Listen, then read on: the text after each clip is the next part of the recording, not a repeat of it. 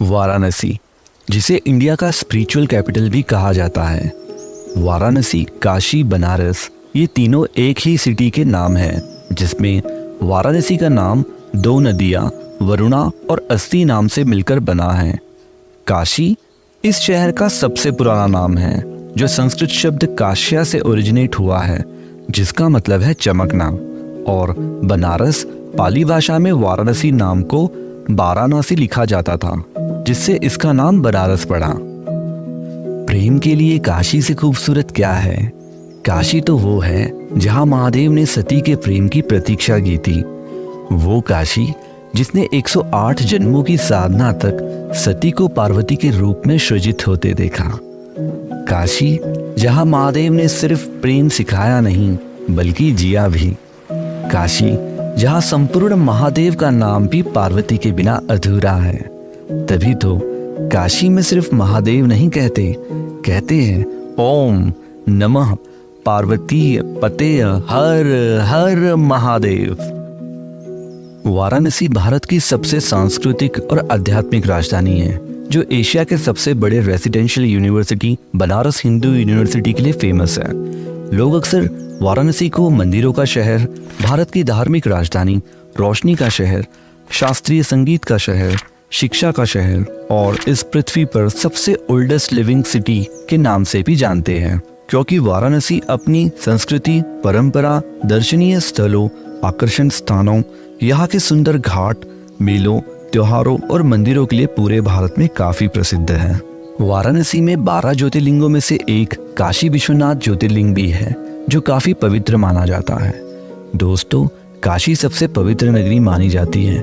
कहते हैं जो व्यक्ति वाराणसी में मरता है उसे जन्म और मृत्यु के चक्र से मुक्ति मिल जाती है और अंत में वह भगवान शिव से मिल जाता है। चलिए, इस वीडियो में मैं आपको बताऊंगा आप अपनी वाराणसी की ट्रिप कैसे प्लान कर सकते हैं, आप यहाँ कैसे पहुँच सकते हैं, कहाँ आपको स्टे करना चाहिए और कौन कौन से दर्शनीय स्थल है जहाँ आपको जरूर विजिट करना चाहिए। तो ये सब जानने के लिए वीडियो को एंड तक जरूर देखें।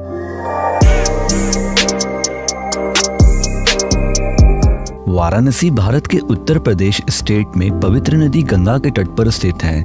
ये शहर लखनऊ से 320 किलोमीटर, वही दिल्ली से 850 किलोमीटर की दूरी पर है और यहाँ बाय रोड, रेलवे, फ्लाइट से काफी इजीली पहुंचा जा सकता है। दोस्तों, अगर बाय रोड बात करें तो वाराणसी मेजर सिटीज जैसे आगरा, कोलकाता, लखनऊ, दिल्ली इत्यादि से काफी अच्छा कनेक्टेड है। अगर आप दिल्ली से आ रहे हैं तो आप आगरा लखनऊ एक्सप्रेसवे पकड़कर 10 से 12 घंटे में वाराणसी पहुंच जाएंगे। अगर आप बाय रेलवे आना चाहते हैं तो वाराणसी में वाराणसी रेलवे जंक्शन या काशी रेलवे स्टेशन, इन दो स्टेशन पर आप पहुंच सकते हैं। ये दोनों रेलवे स्टेशन एक दूसरे से 5 से 6 किलोमीटर की दूरी पर हैं। बाय एयरवे आप वाराणसी एयरपोर्ट भी पहुंच सकते हैं, जो लाल बहादुर शास्त्री इंटरनेशनल एयरपोर्ट के नाम से जाना जाता है और वाराणसी से लगभग 25 किलोमीटर की दूरी पर है, जहाँ से आप टैक्सी पकड़कर 500 से 1000 रुपए के बीच में वाराणसी पहुँच सकते हैं।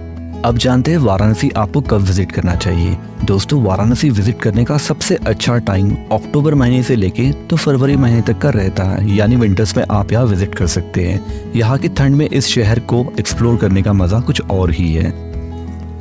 वाराणसी तो पहुँच गए, लेकिन अब सवाल है वाराणसी में स्टे कहाँ करें।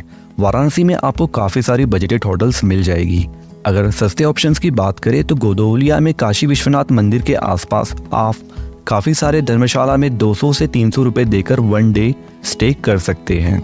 उसी एरिया में आपको 500 से 2000 तक और भी अच्छी होटल्स भी मिल जाएगी। मैंने मेरा स्टे होटल सेंट्रल रेसिडेंसी में किया। ये होटल काशी विश्वनाथ मंदिर से लगभग 3 किलोमीटर की दूरी पर था। इसके मुझे देने पड़े 2000 रुपीज़ पर नाइट के। ये होटल काफ़ी क्लीन था, रूम सर्विस और फैसिलिटीज़ भी काफ़ी अच्छी थी, तो अगर आप चाहें तो इस होटल को भी ऑप्ट कर सकते हैं। चलिए, अब जानते हैं वाराणसी आपको कितने दिनों के लिए विजिट करना चाहिए। दोस्तों, आप चाहें तो वाराणसी एक दिन में काशी विश्वनाथ मंदिर विजिट करके और यहाँ के घाट, गंगा आरती देखकर वापस जा सकते हैं। लेकिन अगर आपको इस शहर को अच्छे से जानना है तो 3 डेज मिनिमम रिक्वायर्ड है। और अगर वाराणसी में साइट सीइंग की बात करें तो आप यहाँ ऑटो, साइकिल रिक्शा, हाथ टांगा, इलेक्ट्रिक ऑटो भी हायर करके घूम सकते हैं। आप चाहे तो 4 व्हीलर भी हायर कर सकते हैं पर डे के बेसिस पे, जिसका कॉस्ट 1,500 से 2,000 तक के रह सकता है। चलिए, अब समय है वाराणसी को एक्सप्लोर करने का। डे 1 की शुरुआत आप वाराणसी के घाट से कर सकते हो। वाराणसी गंगा नदी के तट पर बसा हुआ है और ये घाट नदी के किनारों की सीढ़ियां हैं जो गंगा नदी के तट तक जाती है। ऐसे यहाँ कुल 84 से भी ज़्यादा घाट हैं। अधिकांश घाट स्नान और पूजा करने के लिए, जबकि 2 घाट मणिकर्णिका और हरिश्चंद्र घाट विशेष रूप से दाह संस्कार के लिए उपयोग किए जाते हैं। ये सभी घाट गंगा नदी के अराउंड 6.5 किलोमीटर तक हैं, जो हाफ मून शेप में है और आप बिना किसी रुकावट के बहुत आसानी से एक घाट से दूसरे घाट पैदल भी चलकर जा सकते हैं और प्रत्येक घाट के साथ कोई ना कोई पौराणिक कथा जुड़ी हुई है। 84 घाटों में से 5 घाट काफ़ी महत्वपूर्ण माने जाते हैं, जैसे कि 80 घाट, दशाश्वमेध घाट, मणिकर्णिका घाट, पंचगंगा घाट और आदि केशव घाट। तो अगर आप सारे घाट ना भी घूम पाए तो आप ये 5 घाट ज़रूर जाएं। चलिए चलते हैं पंचगंगा घाट, जहां आप गंगा में डुबकी लगाकर काशी विश्वनाथ मंदिर के दर्शन करने जा सकते हैं। आप चाहें तो दशाश्वमेध घाट में भी डुबकी लगा सकते हैं। पंचगंगा घाट को 5 नदियों का मिलन स्थल माना जाता है, जो है गंगा, यमुना, सरस्वती, किरण और दिपप्पा। हालांकि आज केवल गंगा ही यहाँ दिखाई देती है। इस घाट पर आपको कई सारे मंदिर और काफ़ी सारी देवी देवताओं की मूर्तियाँ दिखाई देगी। कई भक्त मोक्ष प्राप्ति के लिए इस घाट पर पवित्र स्नान करने आते हैं। कार्तिक माह मतलब अक्टूबर और नवंबर के दौरान इस घाट पर स्नान करना विशेष रूप से बहुत शुभ माना जाता है। पवित्र स्नान करने के बाद आप काशी विश्वनाथ मंदिर के दर्शन के लिए निकल सकते हैं। ज्योतिर्लिंग के दर्शन के लिए आप विश्वनाथ गली या फिर गंगा द्वार से जाकर भी दर्शन कर सकते हैं। विश्वनाथ गली वाराणसी के सबसे पुरानी और व्यस्त सड़कों में से एक है। इस पतली गली से 15 मिनट चलकर मंदिर पहुंचा जा सकता है। इस गली में आपको कई सारी दुकानें, जहां आप फूल, माला, प्रसाद इत्यादि चीजें खरीद सकते हैं और अपने जूते, चप्पल, मोबाइल इत्यादि चीजें इनके पास रखकर मंदिर में दर्शन लेने जा सकते हैं। मंदिर में मोबाइल या वीडियो कैमरा अलाउड नहीं है। दोस्तों, क्योंकि वाराणसी का पौराणिक नाम काशी है, इसीलिए इस ज्योतिर्लिंग को काशी विश्वनाथ कहते हैं। इस ज्योतिर्लिंग की स्थापना की पौराणिक कथा कुछ इस प्रकार है। भगवान शिव तथा माता सती के विवाह के पश्चात एक बार दोनों गगन विहार के लिए निकले। गगन विहार करते करते माता सती महादेव से एक ऐसे आनंद कानंद अर्थात आनंद वन का निर्माण करने के लिए कहती है, जो ब्रह्मा जी की सृष्टि से अलग हो, अलौकिक हो और जहां वे महादेव के साथ कुछ समय के लिए एकांत वास कर सकें। तब महादेव माता सती की इच्छा पूर्ण करने के लिए ब्रह्मा जी की सृष्टि से अलग आकाश में एक 5 कोस लंबे चौड़े आनंद कानन का निर्माण करते हैं। वह वन अत्यंत सुंदर एवं अलौकिक था और महादेव माता सती के साथ उस आनंद कानन का विहार करने लगे। माता सती को उस आनंद कानन में परमानंद की प्राप्ति हुई तथा माता ने महादेव से कहा कि वह चाहती है कि यह परमानंद दुखों से मुक्ति चाहने वाले प्रत्येक प्राणी को प्राप्त हो। तब भगवान महादेव कहते हैं कि देवी, आप समस्त संसार की माता हो, इसीलिए आपके मन में जन कल्याण की भावना का होना स्वाभाविक है। मैं आपकी ये इच्छा अवश्य पूरी करूंगा। तब भगवान महादेव श्री विष्णु जी को वह उस आनंद वन में तपस्या करने के लिए कहते हैं, ताकि उनकी तपस्या से उस क्षेत्र में तप, ज्ञान और भक्ति का प्रसार हो और वह क्षेत्र दुखों से पीड़ित प्राणियों के लिए मुक्ति का केंद्र बन सके। उसी क्षेत्र में भगवान श्री विष्णु जी ने अपने सुदर्शन चक्र से एक कुंड बनाया और कई हजार वर्ष तक वहां तपस्या की। तपस्या करते करते भगवान श्री विष्णु जी का पसीना बहने लगा और ये पसीना तपस्या के साथ साथ और बढ़ने लगा और जल ग्रहण करके उस कुंड में भरने लगा। भगवान श्री विष्णु जी की तपस्या से उस आनंद कानन पुण्य एवं पवित्र क्षेत्र में तप, ज्ञान तथा भक्ति की स्थापना हुई। भगवान श्री विष्णु जी के शरीर से पसीने की अनेक जलधाराएं फूट पड़ी, जिसके कारण उस पवित्र क्षेत्र सहित समस्त आकाश भी जल में व्याप्त हो गया। यह देखकर भगवान शिव उस पंचकोसी क्षेत्र को अपने त्रिशूल पर धारण कर लेते हैं। भगवान विष्णु तपस्या पूर्ण होने पर भाव विभोर होकर जब अपना सिर हिलाते हैं तो उनके कान में से एक कर्णफूल उस कुंड में गिर जाता है, जो मणिकर्णिका कुंड के नाम से आज भी काशी में स्थित है। भगवान महादेव माता सती की इच्छा से उस पंचकोशी क्षेत्र को पृथ्वी पर स्थापित कर देते हैं।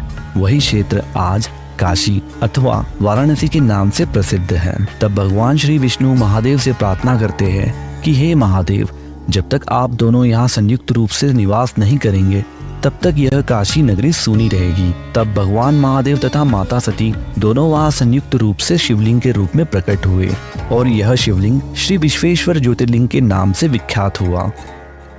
महादेव तथा माता सती की ज्योति से आलोकित काशी विश्वनाथ ज्योतिर्लिंग सतयुग से कलयुग तक अपने भक्तों की मनोकामना पूर्ण करता रहा है। दोस्तों, यह थी काशी विश्वनाथ ज्योतिर्लिंग की स्थापना की पौराणिक कथा। काशी भगवान महादेव की सबसे प्रिय नगरी है। इसे भगवान महादेव तथा माता पार्वती का निवास स्थान भी कहा जाता है। पुराणों में वर्णित है कि प्रलय काल में भी काशी का कोई विनाश नहीं होता, क्योंकि काशी को भगवान महादेव अपने त्रिशूल पर धारण कर लेते हैं और सृष्टि काल आने पर उन्हें पृथ्वी पर स्थापित करते हैं। इसी कारण काशी को अविनाशी नगरी भी कहा जाता है। प्राचीन काल से ही मुक्ति पाने के लिए लोग काशी में जाकर प्राण त्यागते हैं, क्योंकि पुराणों में वर्णित है कि स्वयं भगवान भोलेनाथ मरते हुए प्राणी के कान में तारक मंत्र का उपदेश करते हैं, जिससे वह प्राणी आवागमन से छूट जाता है। वर्तमान काशी विश्वनाथ मंदिर का निर्माण महारानी अहिल्याबाई होलकर जी द्वारा 1780 में करवाया गया था। बाद में महाराजा रणजीत सिंह जी ने 1857 में इस मंदिर को 1000 किलो सोने से मढ़वाया था। इसी कारण इसे स्वर्ण मंदिर भी कहते हैं। मंदिर के पास ही एक ज्ञानवापी कुआं है। मान्यता है कि ये कुआं स्वयं भगवान महादेव ने अपने त्रिशूल से खोदा था। इस कुएं का जल पीने से मनुष्य को ज्ञान, भक्ति तथा मोक्ष की प्राप्ति होती है। मंदिर में आरती की टाइमिंग्स कुछ इस प्रकार हैं। मंदिर की वास्तुकला नागर शैली का एक अच्छा उदाहरण है, जो अपने विशाल शिखर और जटिल नकाशीदार पत्थर को दर्शाता है। मुख्य मंदिर भगवान शिव को समर्पित है। मंदिर के गर्भगृह में भगवान विश्वनाथ का प्रतिष्ठित ज्योतिर्लिंग है। मंदिर के परिसर में काल भैरव, कार्तिकेय, अविमुक्तेश्वर, भगवान विष्णु, गणेश, शनि और पार्वती का मंदिर भी है। साथ ही साथ आप अन्नपूर्णा माता के भी दर्शन कर सकते हैं और मंदिर के परिसर से 50 मीटर दूर आप काशी अन्नपूर्णा भोजनालय में जाकर प्रसाद ग्रहण कर सकते हैं। काशी विश्वनाथ मंदिर से 1 किलोमीटर की दूरी पर आप काल भैरव मंदिर जा सकते हैं। कहते हैं पूरे काशी शहर की जिम्मेदारी भगवान काल भैरव के हाथों में है। काल भैरव को काशी का कोतवाल भी कहा जाता है। इनके दर्शन किए बिना काशी विश्वनाथ का दर्शन अधूरा माना जाता है। काल भैरव मंदिर से 5 से 10 मिनट की दूरी पर है महामृत्युंजय मंदिर। ये मंदिर भगवान शिव को समर्पित है। इस मंदिर का इतिहास एक प्राचीन कुएं और शिवलिंग से जुड़ा है। मृत्युंजय महादेव शब्द का अर्थ है मृत्यु पर विजय पाने वाले भगवान। ऐसा माना जाता है कि इस मंदिर में मौजूद शिवलिंग सभी भक्तों को उनकी अननेचुरल डेथ से दूर रखता है। इसी अननेचुरल डेथ पर विजय पाने के लिए भक्तों द्वारा भगवान शिव को मृत्युंजय महादेव के रूप में पूजा जाता है। इस मंदिर में कई सारे शिवलिंग आपको देखने के लिए मिलेंगे।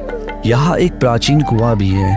माना जाता है कि इसका पानी पीने से कई बीमारियां ठीक हो जाती हैं। इस चमत्कारी कुएं के पीछे कहानी ये है कि आयुर्वेद